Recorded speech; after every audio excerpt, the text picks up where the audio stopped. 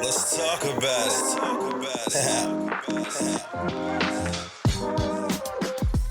Here. Welcome back. Welcome back. You already know what it is. Let's talk about it with your boy.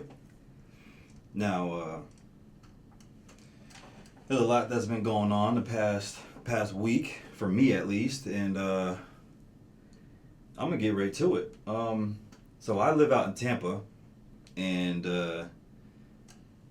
as you all heard, there was a hurricane this past week. There's been a hurricane. There was a hurricane that hit Wednesday night, and it hit Wednesday night. Hurricane Ian. Hurricane Ian.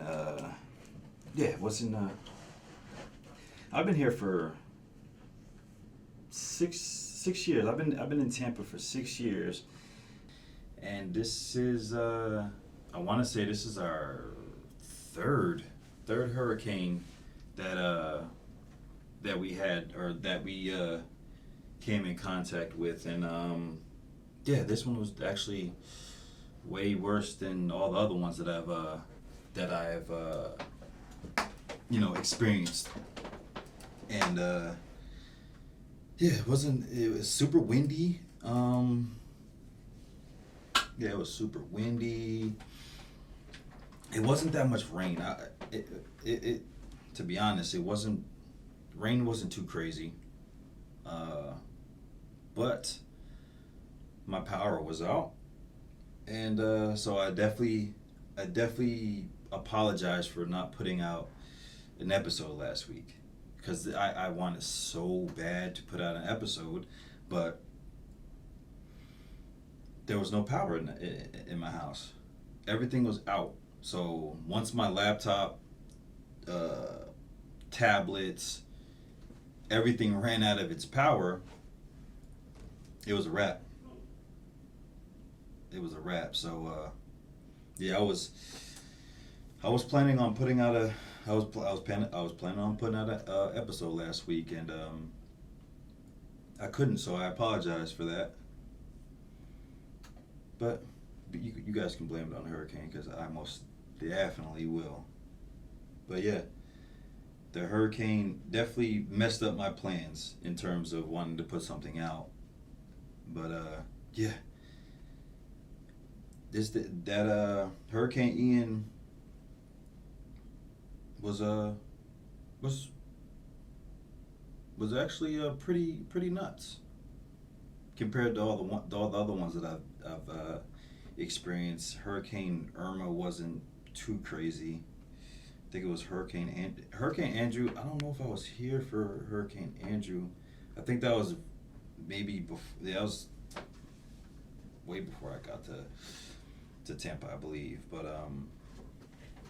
I can't remember if there's another one. There's another one. I just can't remember the name. But yeah, Hurricane Ian definitely came with some punches. It packed a nice little whammy, and So during my house shutdown, when I tell you, bored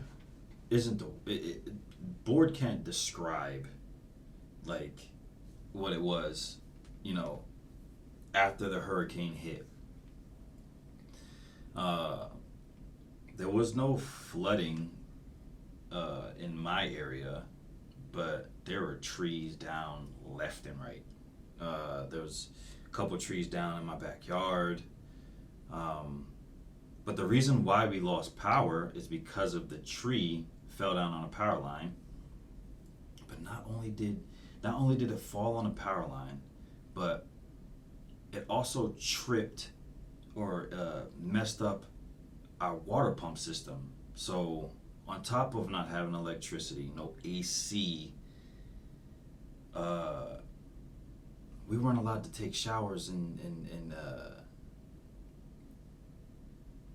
but I mean, yeah, you could you could piss, but you definitely can't take a shit because what you gonna do with it? Can't flush it down the toilet. So yeah, that was rough. I mean, of course we had water, gallons of water that we can use to flush down the toilet and stuff like that, and take showers, but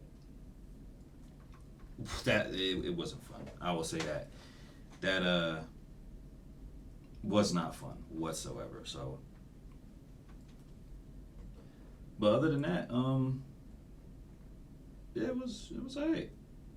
It was alright. I mean,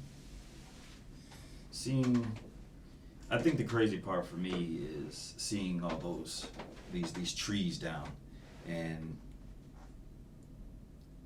it's not the fact that the trees were down, after a hurricane hit. It was the size of these trees and where some of these trees, broke its root. How like some of the trees that were down were split at the root. So that thing, the winds were going. I mean, the winds were pushing. It was before the lights completely cut off. It flickered. It was flickering. It cut off, then would come back on. It did that. I want to say like 2-3 times. And what was I watching at the time? I think I was watching In the Dark on Netflix. If you haven't checked it out, go check it out. It's about a blind lady that investigates or tries to investigate her best friend's murder at the time. Just check it out. It's pretty cool. It's got 3 seasons. But yeah, I think I was watching that, and the lights kept going in and out, and then finally, I want to say, I'm gonna go with 9 o'clock. I want to say around there, it completely cut off. Wednesday night when it initially went off, it wasn't bad because I already had air flowing through the house at the time. Thursday night wasn't too bad either. It's when we started to get to Friday night, Saturday night, Sunday night was the worst because of the power being out. No AC. That means there was no AC. Like all that cool air that was in the house on Wednesday night prior to the hurricane hitting sustained us for Wednesday night and kinda into Thursday-ish. But yeah, after that, all that cool air was gone, and it was extremely hot. Like, of course, you can have the wind. You can crack the windows and stuff like that. But during the day, because it's so hot outside, you're not getting no cool air flushing in. So then, when it's time for bed, I could probably tell you that I woke up out of my sleep at least 3-4 times. Friday night, Saturday night, and Sunday night, just because how hot it was in the house. And of course, when you have a child, my son's 7 years old. Once we tried to, we prepped, of course, so we made sure we charged up everything, tablets, laptops, not just for us, not for just our stuff. Like I of course needed, my laptop charged for, school and stuff, but luckily school was closed all that week, so it was cool. But when you have kids, especially in times like this, you most definitely want to charge up as much as you can, especially if you have kids that are into technology like my son is. Everything was fine and dandy. Everything was good. Wasn't really, he wasn't really complaining too much.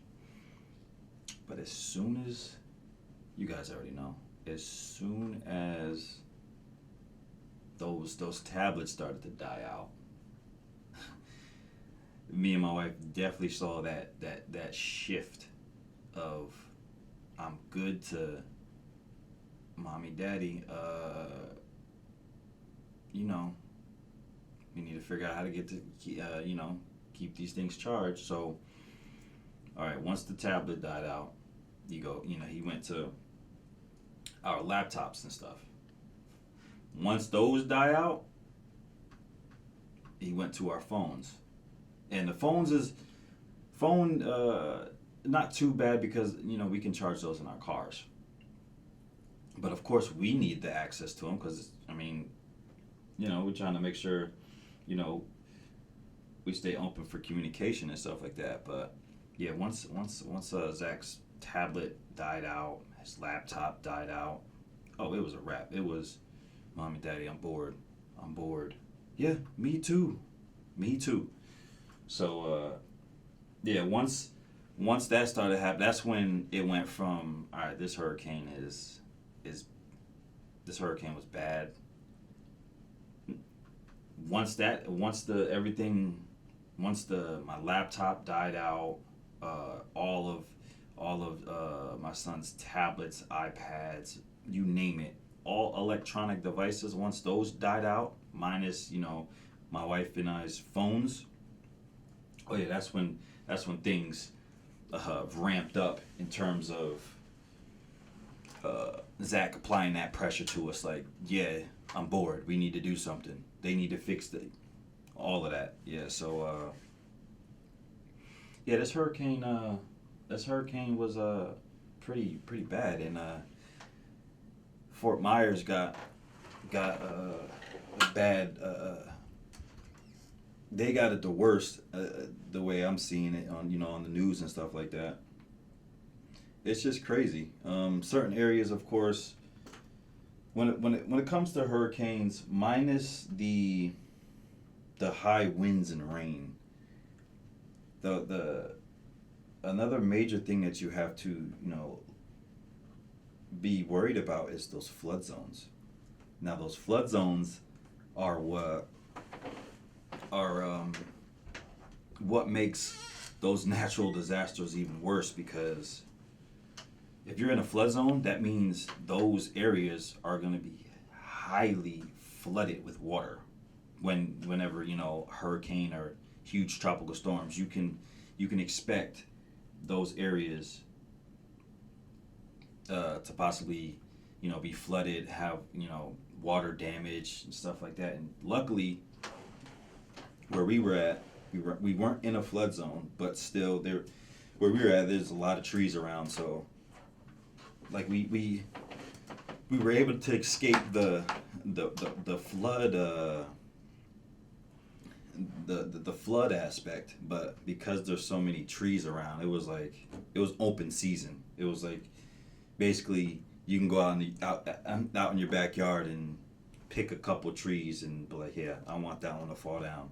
That one branches will probably fall off of it.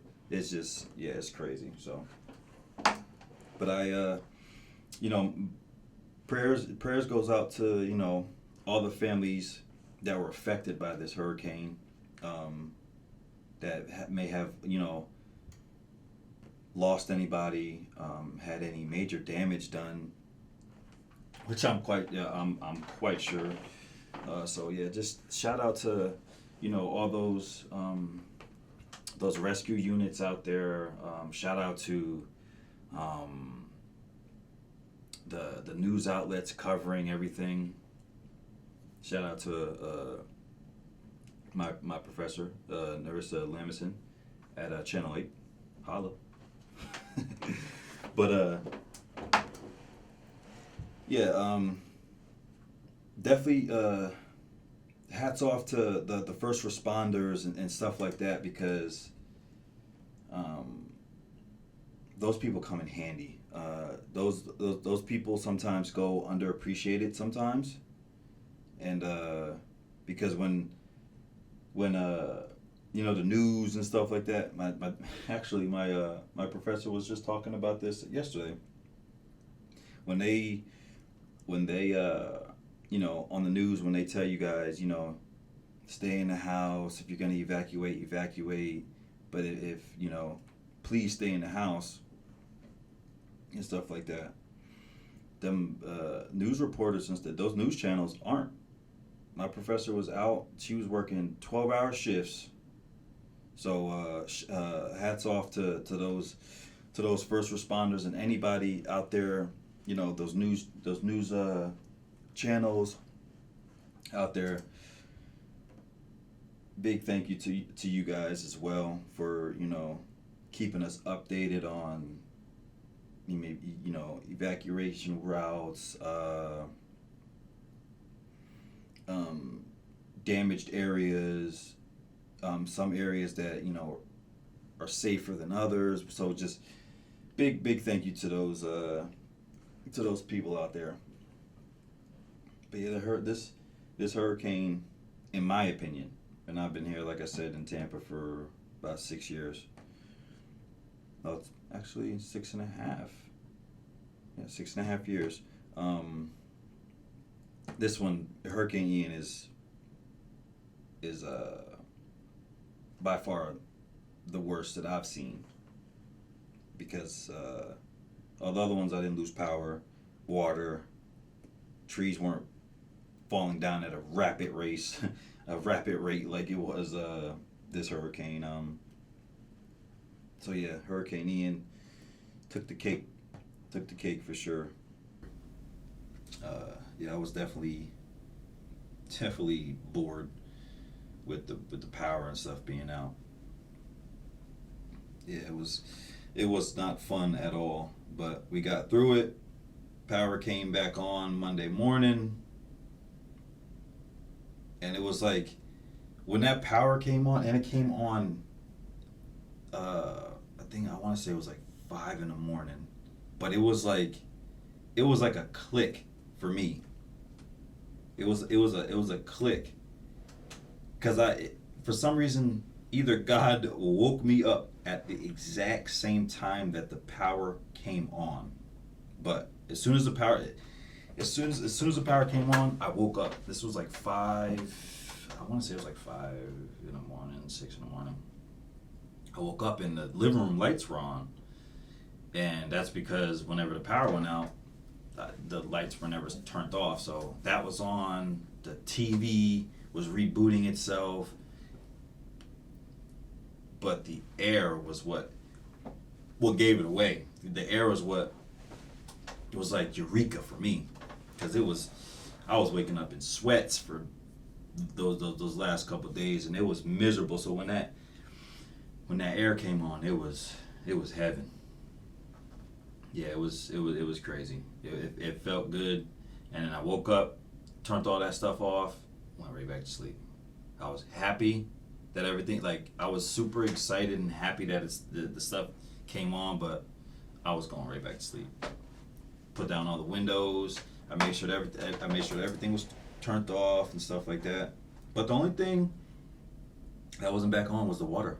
So it was like, yeah, we got our lights, electricity, AC was working, but still couldn't take a shit. So, and then I want to say it came on Tuesday. So I think the water officially came back on Tuesday this week. But everything's back to normal. Family's good. Everybody's good. Our neighborhood is good. Nothing major happened. A tree did fall on someone's house, but it didn't do major damage. So that was a good thing. And that was the tree that actually took out the power as well. But everybody's good on our block. Family's good. We're back to normal. Power's on, AC, water's running, so I'm back to my shows. Zach's back to what he does, his Roblox, his Minecraft, and my wife is back to, I think, matter of fact, she doesn't really watch TV like that. We try to get her to watch some shows like right now. I think my son got her watching Stranger Things right now. But yeah, with the electricity being out, it wasn't really too hard on her like that because she doesn't use, the only thing she uses electricity wise is, or just anything that has to do with stuff like that, is her phone. So her phone was still working, so she wasn't as miserable as me and my son, because we love watching TV and stuff like that, and using our laptops and stuff. So yeah, but everybody's good. I know a lot of people were, hitting me up during everything. I was trying my best to hit everybody back up and let everybody know that I was safe and everybody's good. So let's get back. Let's get into some sports a little bit. So back on, when was this? Let me get the exact dates so y'all don't take my head off. Let me just pull it up real quick, because I don't need y'all taking my head off. Okay, so back on, why not giving no dates?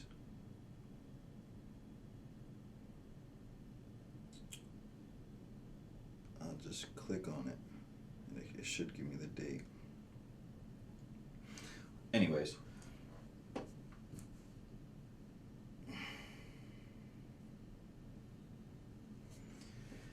so Tua, I don't want to butcher the Miami Dolphins quarterback, Tua Tagovailoa.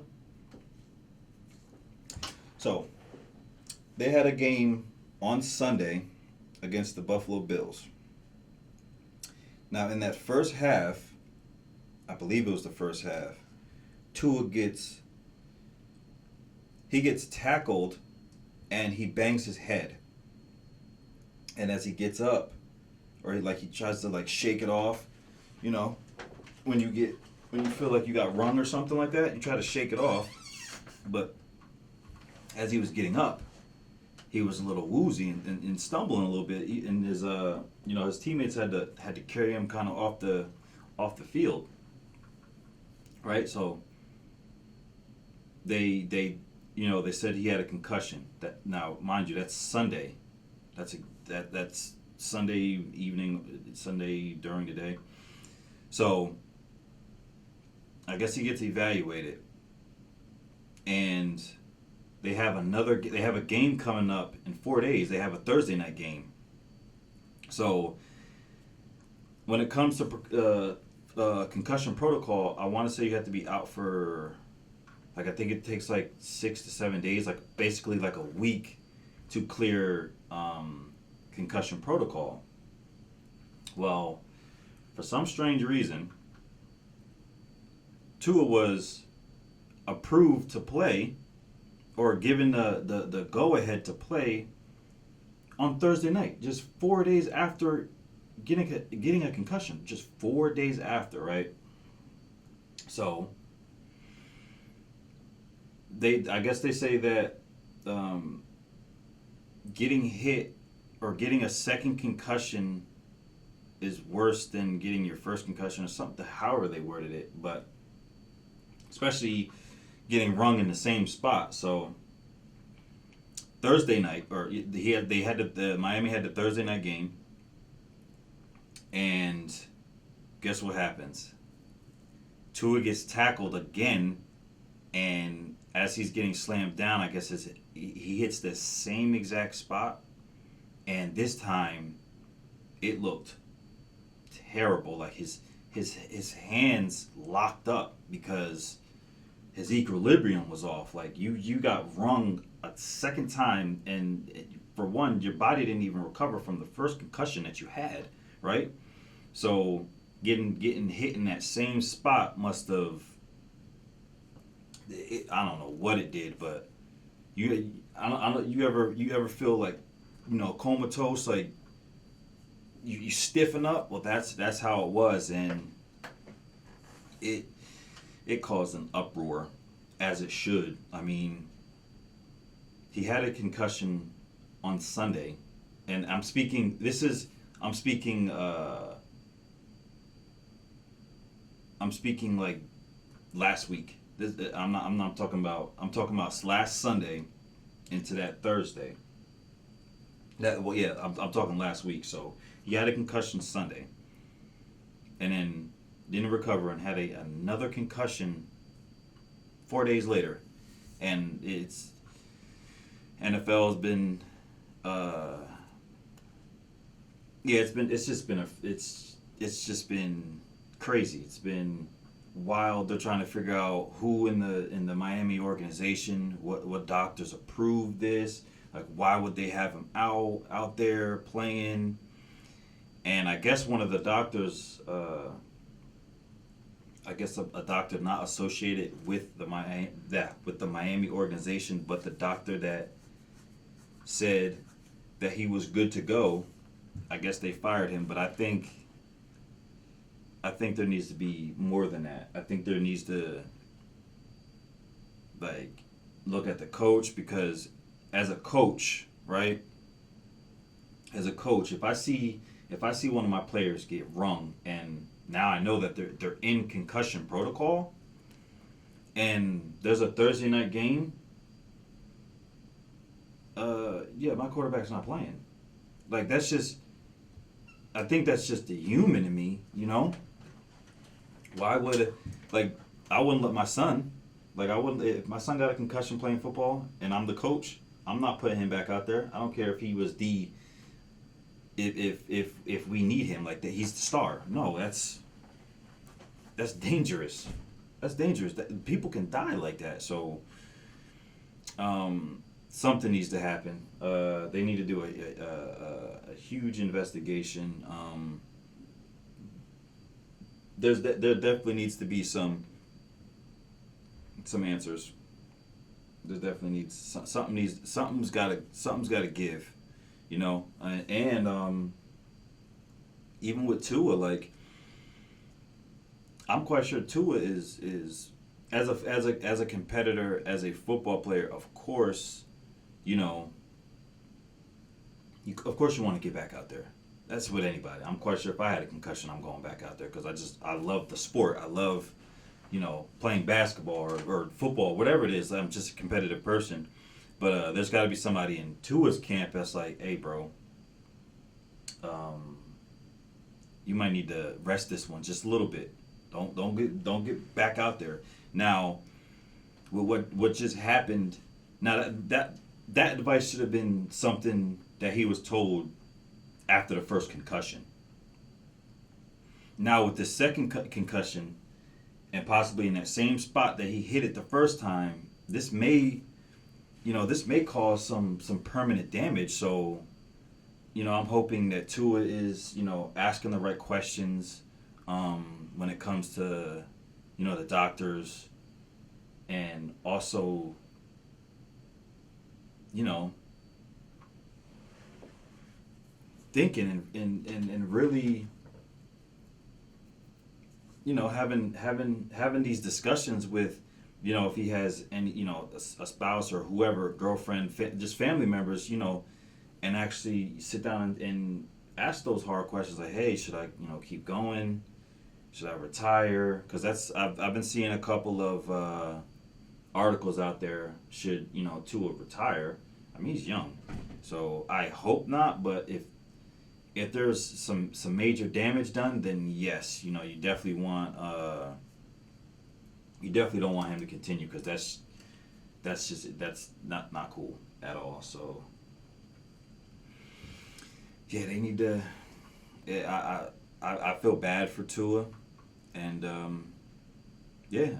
will say that everybody has the same frustration and feeling that I have. Like, yo, what's going on? Like, what's next for him? And the Miami Dolphins organization, they somebody's got to pay for this and stuff like that. So I'm definitely feeling the same vibe, you know, a collective agreement from everybody that's like, yeah, something needs to change. Well, we're still on the topic of sports, and, you know, things of that nature. My Steelers lost again, which they need to get it together. But Kenny Pickett is starting now. They put my boy in. We lost to the damn Jets. The Jets, come on. But it is what it is. It's one of those things. It's like it's just the start of the season. But Kenny Pickett, we got my boy. We got my boy starting. We got my boy in. So we'll see what happens. We'll see what Mike T, what faith Mike T has in Kenny P, and things of that. But I also wanted to chime in. Our last episode, I spoke on, the media coverage on, Ime Udoka and Brett Favre, and I want to just say that some of the people that I've spoke about, I want to say I said something about Stephen A. and stuff like that. Stephen A. definitely covered this way different than I expected, and so shout outs to Stephen A. With the Brett Favre situation, I'm starting to see people talking about it more, so that's a good thing. But yeah.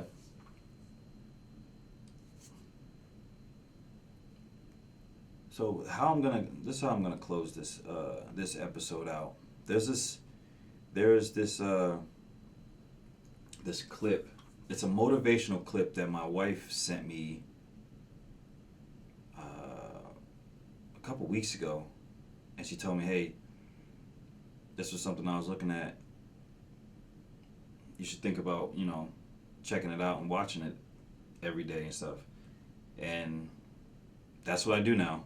Every day, every morning when I wake up, or if I'm going traveling somewhere, especially when it's going to school or something like that, or dropping my son off at school, I put it on. So let me try to pull it up for you guys. Dang, my son done saved a bunch of stuff on my account. It's all good though. I ain't tripping. That.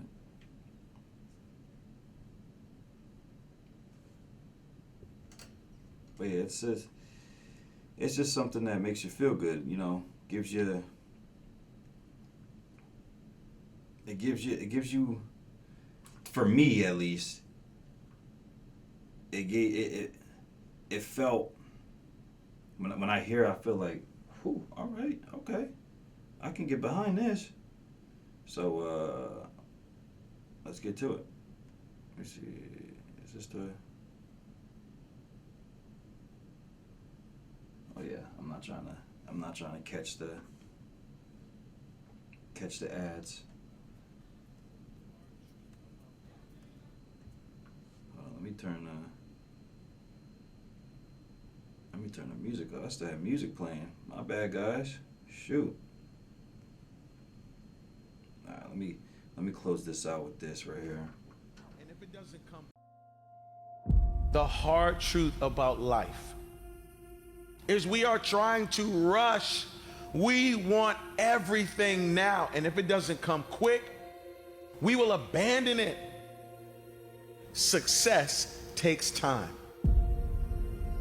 Even if it's not easy, even if it's hard, it's easier than not doing it and wishing that you had done it. The moment of truth is here. The question is, are you ready? Are you prepared? Do you have the strength? Do you have the mindset? So you gotta get disciplined. And you gotta eliminate all distractions. And you gotta get hungry. And you have to protect that hunger. You don't get here by quitting when you're tired. You get here by quitting when you finish, when you're done. I get it done, even if I'm just going through the motions. I go through the motions. Easy won't give you what you need. Easy won't push you beyond your limits. Do you think you have the mindset now? Do you understand what it means to get into what they call beast mode? But I'm here to let you know right now, ladies and gentlemen, it ain't about being beast mode. It's about life and death mode. It's about putting it on the line. It's about pushing yourself and giving it 110% of everything you got. There is nothing that you can do once you're here except finish what you start. You don't stop when you're tired. You stop when you're done. You stop when you complete it, when you execute it. Execution is worship. And so I execute for my mom. I execute for my grandma. I execute for my sister. I execute for those kids in the hood who looking for a role model. That's why I wear the hat with a PhD. That's why I wear the J's. So when the kids in the hood look at me, they say, if E.T. can do it, I can do it. That's why I can't quit and give up, even though I get tired just like everybody else. If you're gonna have the legacy that's gonna last, the legacy where you can pass something down to your children's children's children, it is going to take time. Don't give in to the immediate gratification that is whispering in your ear. Shut that down. Go through the motions. I always tell people the best thing you could ever do is force yourself to a schedule. Just write it down. Like today I have to do an hour on the treadmill. I have to do an hour, no matter what. Even if you're walking on it, you're doing an hour on a treadmill. The next time you're going to do it, okay, you did an hour and this is the amount of miles you got in. Next time you're going to, add 3 miles. Put an extra 3 miles in that 1 hour. Make a Monday, Wednesday, Friday workout schedule. Give yourself some time off, Like don't even crush yourself to the point where you can't do it. Make it so that you really appreciate those Tuesdays and Thursdays. But on Monday, Wednesday, and Friday, you're going to get after it, and this is what you're going to do. Lift the weights, sprint the hill, work on the project, get things done. You're waiting for someone to give you the opportunity. You're waiting for everything to line up. You're waiting for all the situations to come together perfectly. And I'm telling you, you cannot wait. You got to start working right now. You got to recognize what it means to sacrifice, what it means to be powerful, what it means to be strong. When the weakness starts to talk to you and whisper sweet nothings in your ear, you got to recognize that there's work that must be done. This is what I do. This is my lane. This is your lane. You got to murder it. So when I ask you, you got energy, don't play with me. When I say again, you got that energy for the next 100 days, I need to feel your soul in this room. I can? Come on, I can? Come on, I can? I will. I must. Come on, I can? I will. I must. Come on, give yourself some energy. Come on, give yourself some energy. Do you 100? Let's get it done. Look yourself in the eyes and say, I can, I will, I must. Oh, I know you're looking at your life and saying, oh, this is not much. And I know you're looking at everything and you're waiting for something to happen. But I promise right now, you have enough wisdom to build legacy. Right now, you have enough gifting to build legacy. Right now, you have enough relationships to build legacy. Right now, you have enough energy to build legacy. Right now, you have enough money to build legacy. And you can't wait around and hope and wait for the day everything comes together. You have to start building legacy right now. There are things that you have been called to do that you have never done. And there are things that you have been called to do that no one on earth has ever done. That conversation that you're having with weakness is not gonna build you. It's not gonna push you. It's not gonna lift you. You got to be responsible. You got to be capable. You got to be willing to work for what you want. You're gonna have days where you suck, but those days are so motivational. I mean, that's the bright side of tragedy. So when you come through it, you really will have an appreciation for the moments without tragedy. You don't really feel it unless unless life burns you. You don't really feel it. Because motivation will get you going.